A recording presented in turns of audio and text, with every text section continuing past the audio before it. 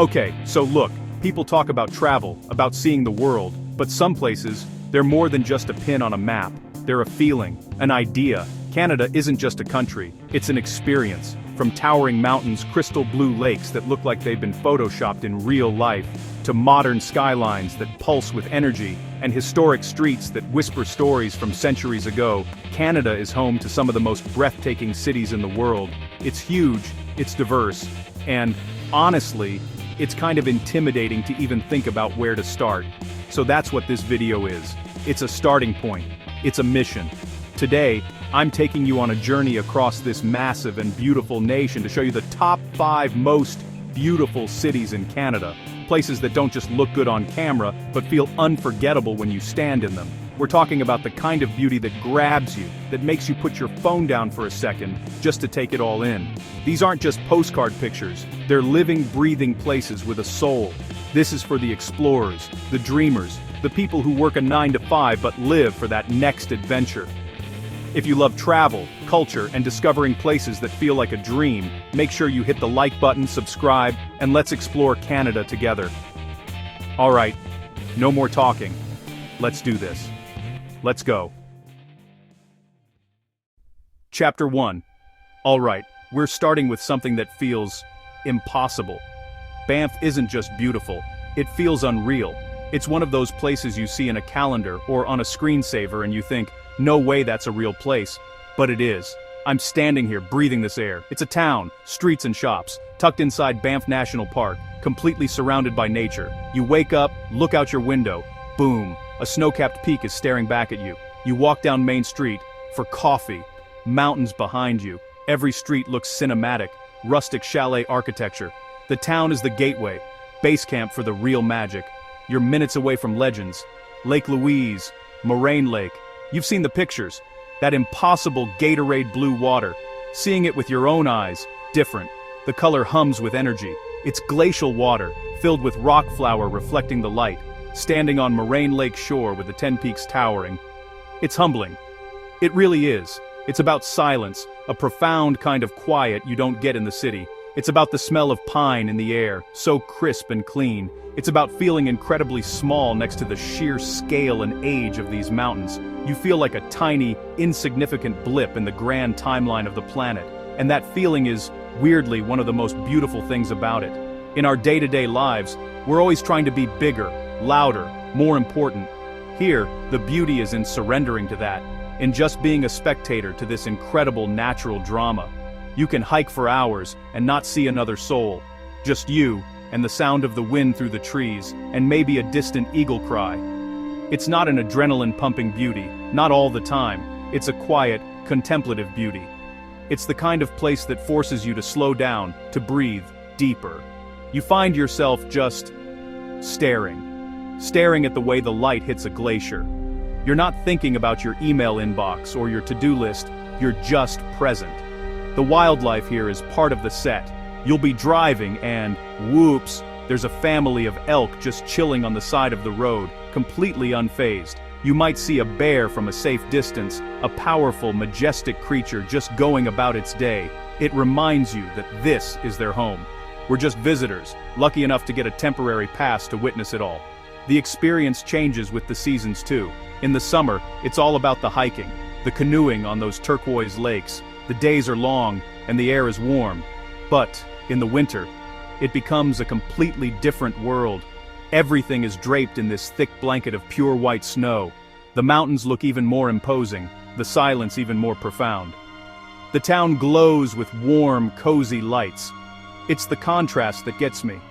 The rugged, untamed wilderness of the park, and then this cozy, welcoming little town right in the middle of it.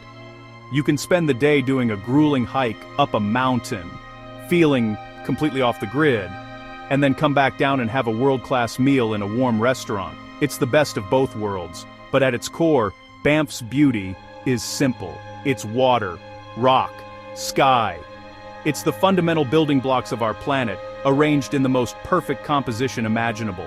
It's not trying to be anything other than what it is, a masterpiece of nature, and that's why it has to be on this list.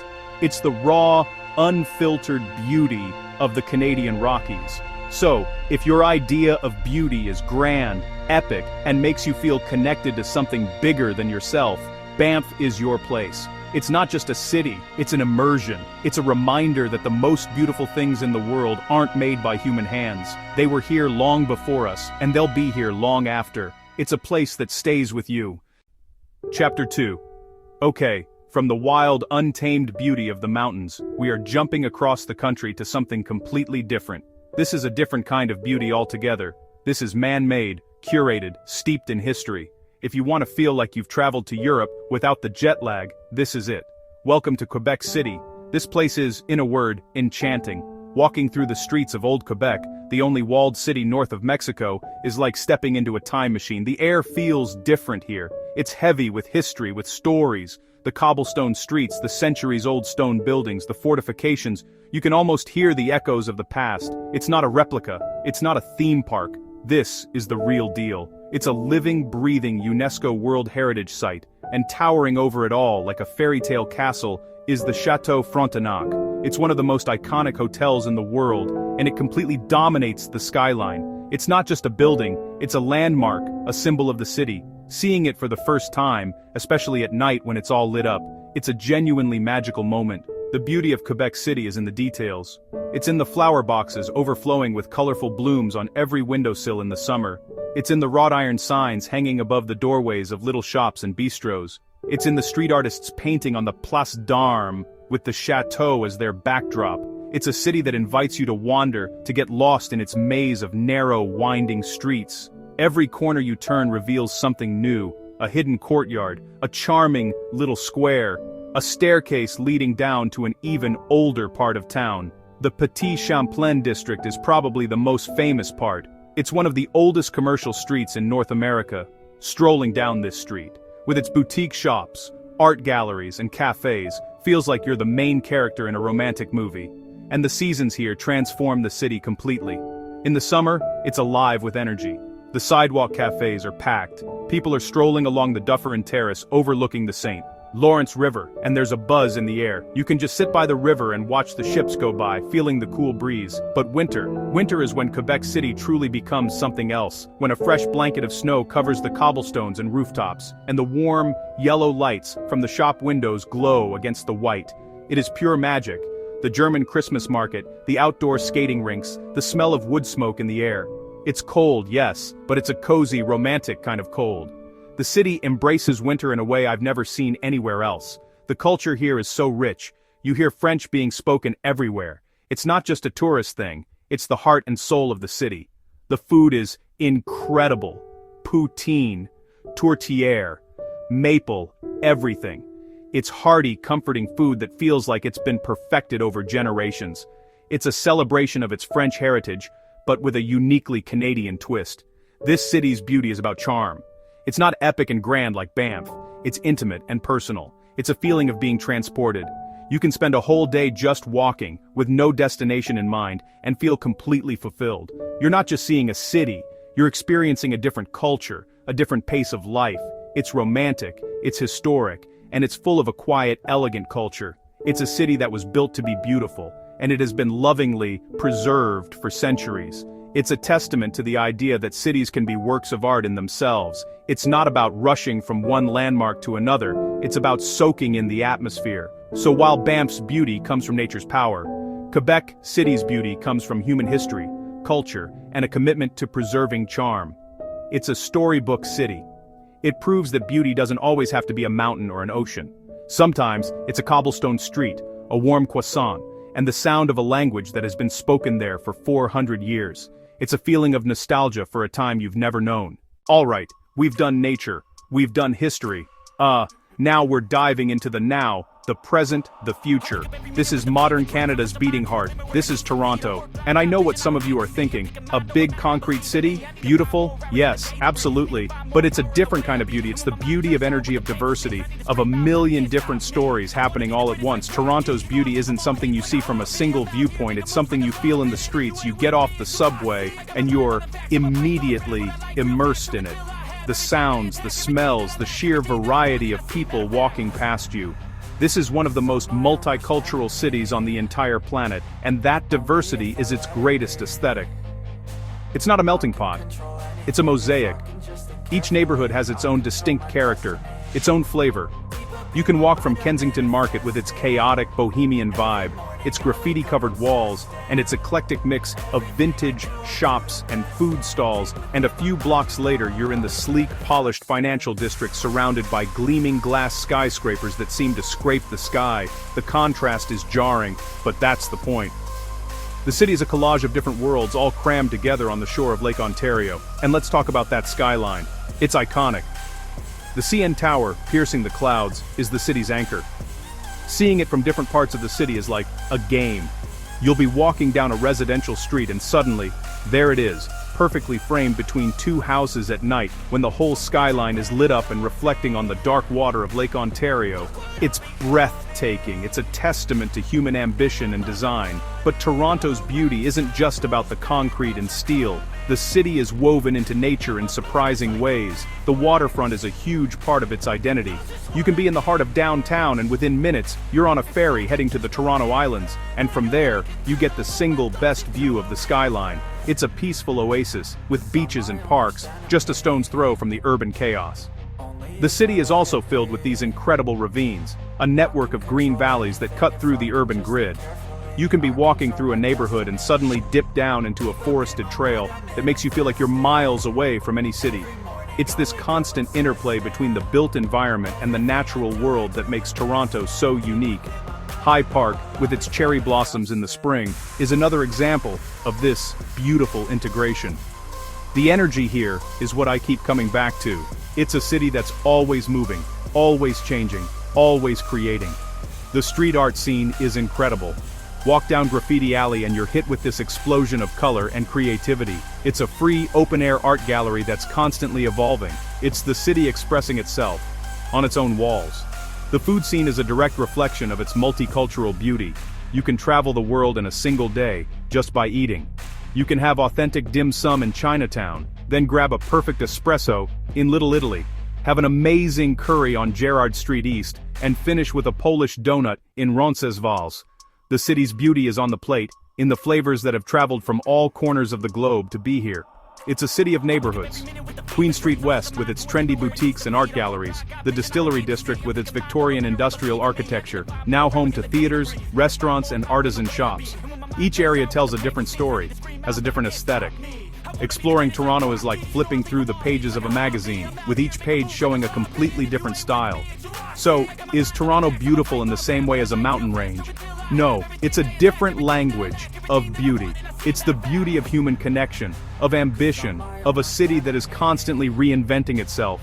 It's the beauty of looking up at a skyscraper and feeling inspired, of walking through a crowded market and feeling connected to the world, of seeing the skyline at night and feeling a sense of wonder. It's not a quiet beauty you contemplate. It's a loud, vibrant, in-your-face beauty that you participate in. It's the pulse of the city itself. For anyone who finds beauty in energy, in diversity, and in the incredible spectacle of a world-class modern metropolis, Toronto is an absolute masterpiece. It's the beauty of what's possible when people from all over the world come together to build something new. Okay, prepare to have your idea of what a city can be completely redefined. We've seen mountains, we've seen history, we've seen modern energy. Now, imagine a place that takes all of that and fuses it together in one single, breathtaking view. That place is Vancouver. There's nowhere else on Earth, and I mean nowhere, where the ocean, mountains, and a world-class city collide in such a spectacular way. The defining feature of Vancouver's beauty is this incredible juxtaposition. You can be standing on a downtown street surrounded by glass towers and the hustle of the city, and you look up, and there they are, majestic, snow-capped mountains. You turn the other way, and there it is, the vast, endless expanse of the Pacific Ocean. It's a city that is constantly reminding you of its place in the natural world. This isn't a city with a park in it, it's a city built in a park. Stanley Park is the perfect example. It's this massive 1,000-acre rainforest right on the edge of downtown. It's not a manicured, cookie-cutter park. It's a wild, natural space, with towering cedar trees and rugged trails. You can be cycling the seawall, with the ocean on one side, and ancient forest on the other, and the city skyline feels like a distant mirage. The lifestyle here is shaped by this geography. It's a place where you can genuinely ski in the morning and go for a swim in the ocean in the afternoon. You can be hiking a mountain trail with panoramic views of the city, and an hour later be sitting in a world-class sushi restaurant. This seamless blend of outdoor adventure and urban sophistication is the essence of Vancouver's beauty. It's a beauty you live, not just look at. The neighborhoods each have their own relationship with the landscape. Kitsilano, with its famous beach, has this laid-back, sun-drenched vibe. Granville Island is a hub of creativity and commerce, a market buzzing with energy right on the water. Gastown, the city's oldest neighborhood, offers a touch of history with its cobblestone streets and Victorian buildings, all with the backdrop of the port and the mountains. And the light here is different. Because of the ocean and the mountains, the weather can change in an instant. You get these incredibly dramatic skies. One moment it's moody and gray, with fog rolling in off the water and shrouding the tops of the buildings. The next, the sun breaks through and the entire city is bathed in this brilliant golden light. The sunsets over the Pacific are legendary. Watching the sky explode in color over the ocean is a daily ritual for many here. It's a city that encourages you to be outside. The number of beaches, parks, and trails that are easily accessible is staggering. Places like Lynn Canyon with its suspension bridge, Quarry Rock with its stunning viewpoint over Deep Cove. These aren't day trips, they're part of the city's backyard. It shows how urban life and nature don't have to be in conflict. They can coexist peacefully and even enhance one another. The beauty is also in the water that surrounds and cuts through the city. The False Creek Inlet, with its aquabuses zipping back and forth, the massive container ships in the Burrard Inlet, the sailboats dotting the horizon in English Bay. The water is a constant presence, a source of life, commerce, and recreation. It makes the city feel open and expansive. Of course, it's not perfect. It's a real city with real city problems. But we're talking about beauty, and aesthetically, it is just on another level. The sheer visual impact of seeing those mountains rise directly from the sea, with a sparkling city nestled in between, is something that never gets old. It's a view that makes you stop and just say, well, wow. It's a healthier kind of beauty, if that makes sense. It's about fresh air, about being active, about being connected to the environment. The city's design reflects this. With its extensive bike lanes and focus on green spaces, it feels like a city that is looking towards the future, trying to figure out how we can live better, more sustainable lives in an urban setting. So, Vancouver's beauty is a symphony. It's a composition where the different elements, the mountains, the ocean, the forest, the glass towers, all play in perfect harmony. It's not just a beautiful city, it's a beautiful idea. An idea that we can have all the benefits of modern urban life without sacrificing our connection to the wild. It's a dream of a city, made real. So, we've reached number 1. And this might be a surprise. It's not the most epic, not the most historic in a storybook way, not the most perfectly integrated with nature, but for me, the most beautiful city in Canada is the one with the most soul, the one that feels the most alive, the most creative, the most unapologetically itself. For me, that city is Montreal. Montreal's beauty isn't just something you see, it's something you feel in your bones. It's a vibe, it's a creative energy that permeates every street corner. This is a city of artists, of musicians, of thinkers, and of people who just love to live. It has this incredible blend of North American ambition and European joie de vivre, the joy of living. People here know how to enjoy life, and that is a beautiful thing to witness and be a part of. The city is built around its heart, a small mountain right in the middle of it all. Mount Royal. It's not a dramatic rocky peak like in Banff. It's a gentle forested hill, but it's the city's spiritual center. On any given day, it's filled with people walking, running, having picnics. And from the top, you get this incredible panoramic view of the entire city stretching out below you. It's the perfect place to understand the layout and the soul of Montreal. The city is a tale of two parts. You have Old Montreal with its cobblestone streets, beautiful old port, and stunning Notre Dame Basilica. It has that European charm, that sense of history we saw in Quebec City, but it feels different here. It feels less like a museum and more like a living, working part of the city, seamlessly connected to the modern downtown. The real beauty of Montreal for me is found in its neighborhoods. The Plateau, with its iconic spiral staircases, its colorful houses, and its endless array of cool cafes, bookshops, and boutiques. Le Mile End, the hipster heart of the city, famous for its bagels and its thriving art scene.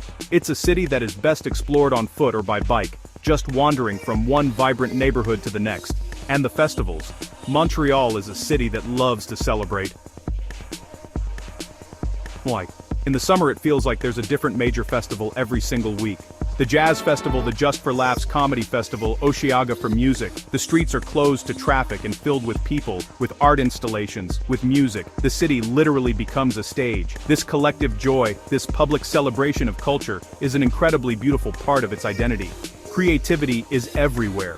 The street art and murals here are some of the best in the world. You'll be walking down a nondescript street and turn a corner to find a massive building-sized mural of breathtaking skill and imagination. The city doesn't just tolerate art, it actively encourages it, and it makes the urban landscape a constantly changing canvas. And let's talk about the style. Montreal is effortlessly cool.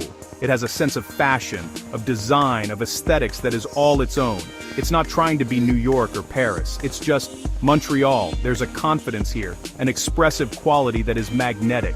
It's in the way people dress, in the design of the cafes, in the music pouring out of bars. The bilingualism is a key part of this. Hearing French and English mix and mingle on the street is the city's soundtrack. It creates a unique cultural dynamic that you won't find anywhere else in North America. It adds another layer of richness, another texture to the experience of being here. It's a city of contrasts that work together perfectly.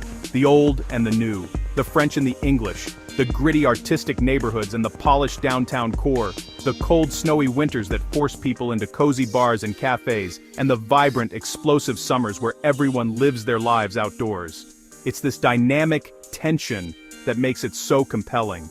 So why number one? Because Montreal feels the most human. Its beauty isn't perfect or pristine. It's a little messy, a little gritty, full of life and passion and creativity. It's a city that doesn't just exist. It lives, it breathes, it creates, it celebrates. It's utterly magnetic. It's a city that grabs you, pulls you in, and makes you fall in love with its imperfect, soulful, and vibrant spirit.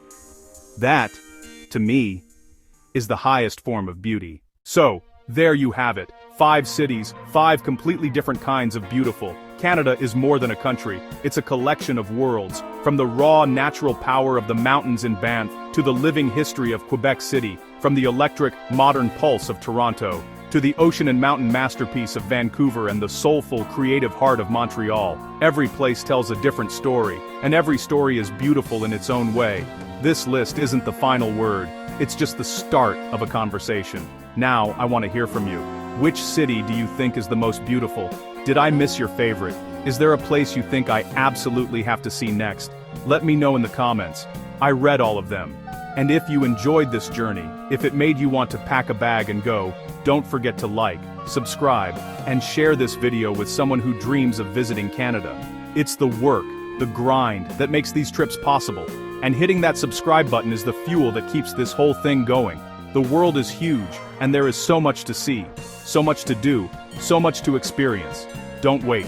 Until next time, keep exploring, keep dreaming, and I'll see you in the next video.